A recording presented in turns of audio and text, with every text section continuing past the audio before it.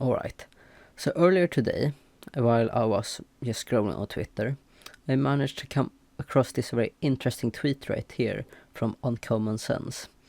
And it's just some uncomfortable facts about the Holocaust. And I started reading these and I noticed that there was a trend of them not being completely correct, all of them, or rather, none of them. So I decided to make this video just to go through every single one and see what is true about them and what's not.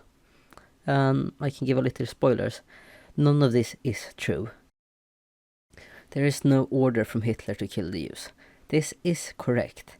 Hitler did not have a contract signed that said it to kill all the Jews, or at least some of them. It was not a contract, but he openly spoke about it multiple times about eliminating Jews in speeches. And even the Nazi leadership discussed logistics openly. And even Heinrich Himmler and other high-ranking officials issued orders and reports describing mass killings. And in the early 1940s, the Nazi focus shifted a little bit from having Jews work in forced labor camps to enrich the Nazi party, where a lot of Jews died from starvation, disease and inhumane conditions. They shifted from that in the early 40s to more like what they referred to as the final solution to the Jewish question.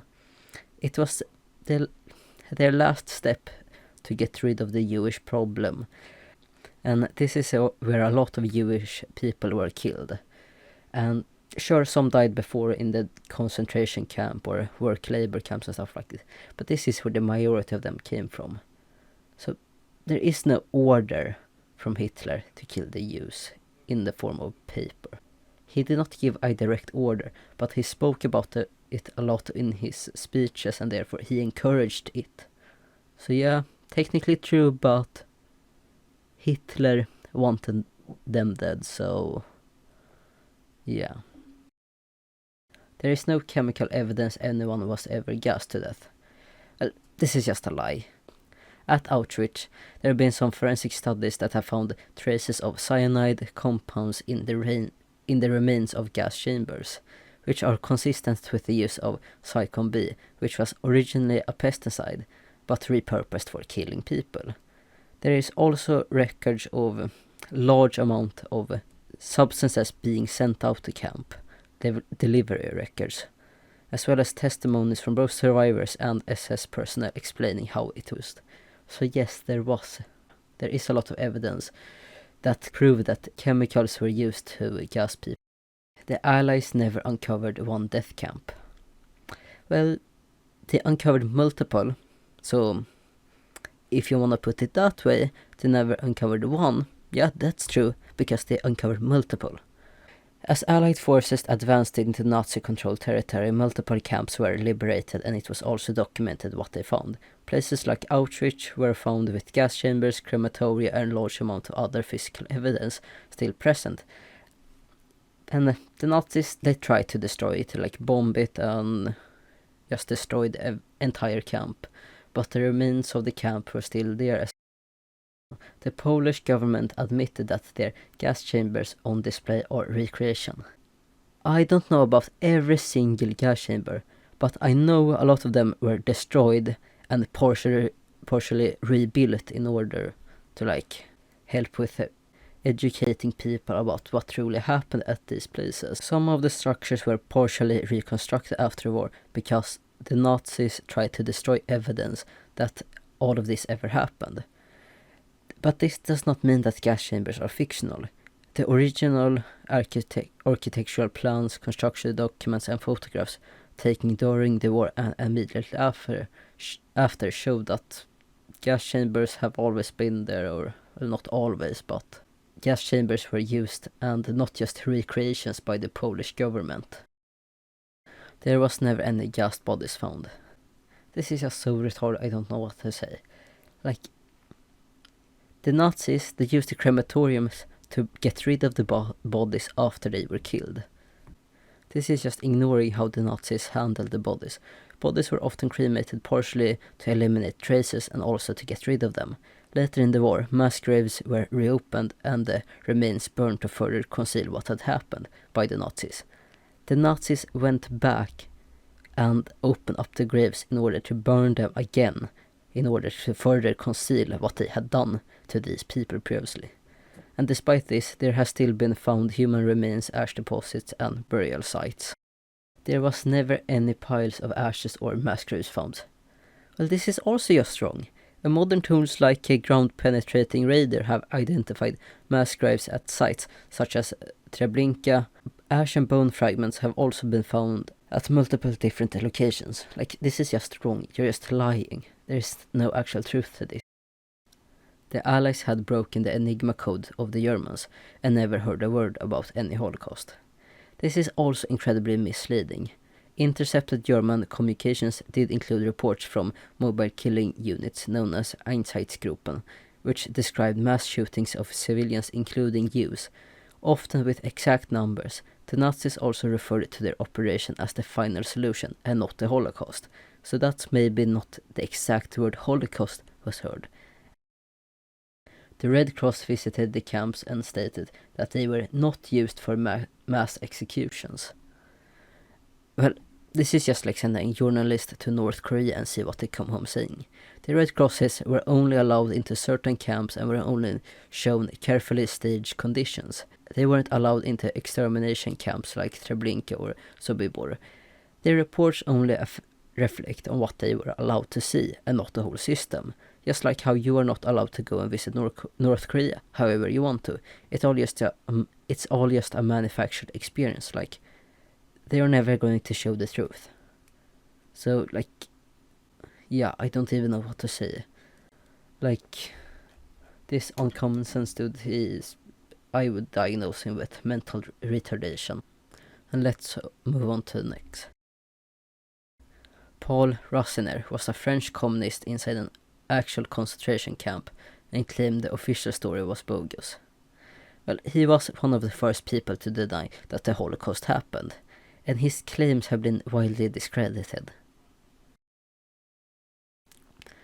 Many Holocaust revisitations are not Nazis, but chemists and modern scientists who can simply see through the atrocity propaganda. You have German Rudolf, Max Planck and Arthur Butts. Their work has been rejected by the broader scientific and historical communities because it relies on flawed methods, selective evidence and incorrect assumptions. Just because they have a degree does not mean that they are right.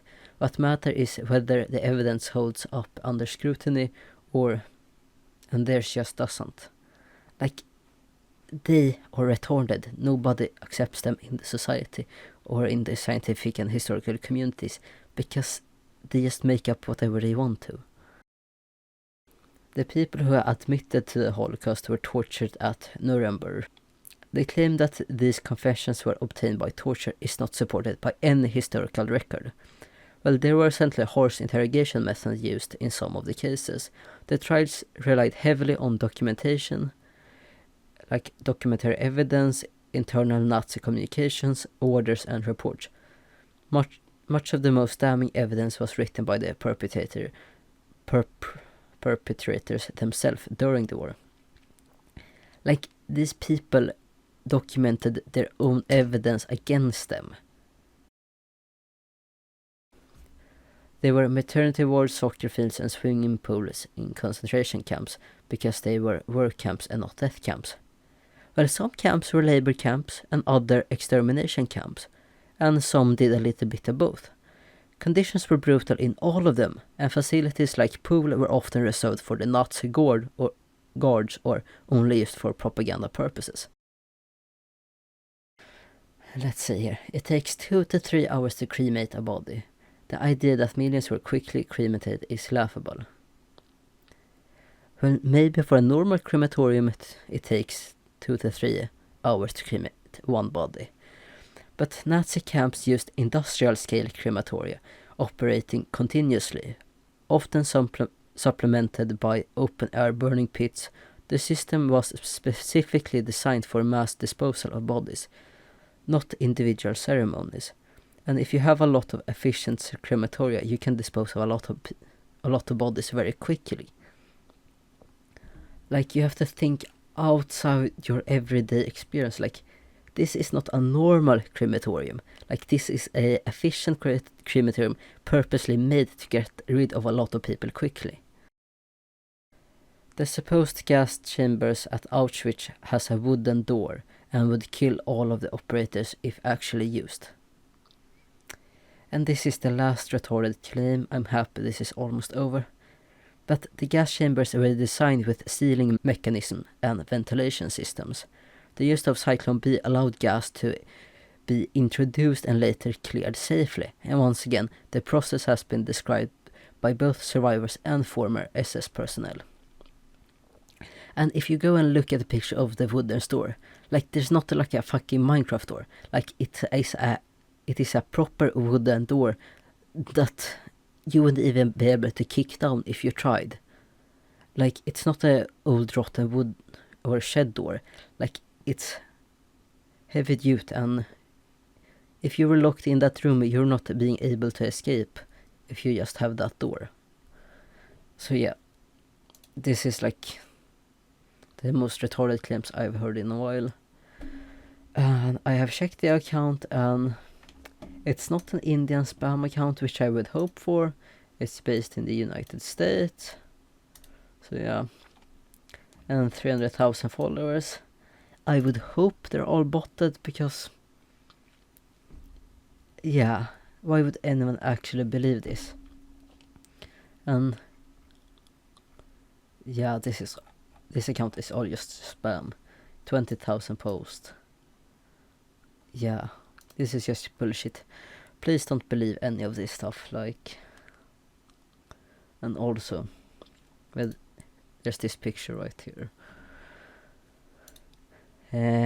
5 Jewish mothers and their infants, all of whom were born in a concentration camp during the war, are pictured here after liberation in May of 1945. So this picture is after the concentration camp were liberated. Like, what? Like, how does this make sense? I don't understand.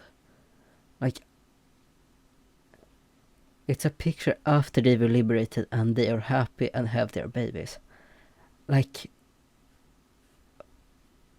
you just made a point against yourself. Yeah, I'm done.